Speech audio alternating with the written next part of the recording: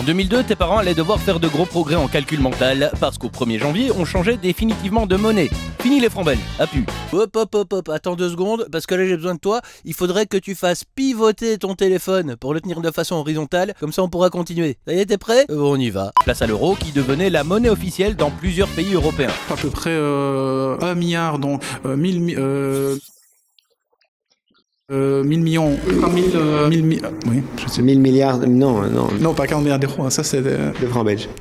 Oui, à peu près, je pense. Je suis perdu maintenant. On a toujours du mal à compter en euros. Hein. Oui, comme tu peux le voir, c'était une petite galère de devoir tout convertir. Hop, attention à tes pièces, René.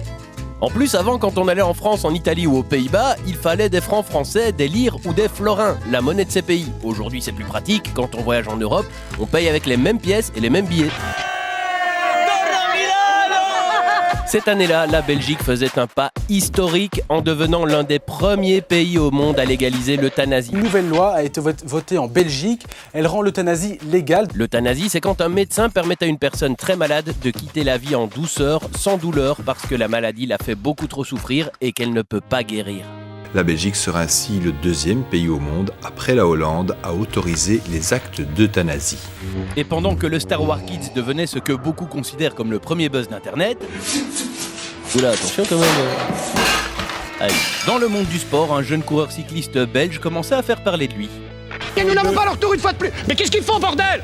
Bonjour Fabienne. Et voilà, Mais non pas lui, ça c'est Benoît Poulvord, un acteur qui a bien fait marrer tout le monde à l'époque. Je te parle de lui. J'aurais bien réussi ma vie, mais si je rate, il y a encore temps de faire autre chose plus tard.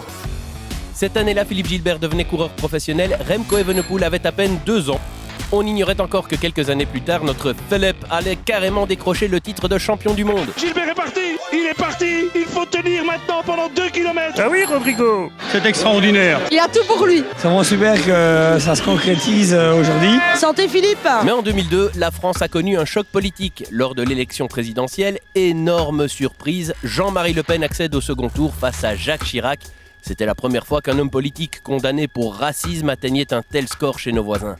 J'appelle les Françaises et les Français à se rallier à cette chance historique de redressement national. Alors bon, Le Pen n'a pas gagné, mais ce séisme politique a provoqué de grandes manifestations dans le pays.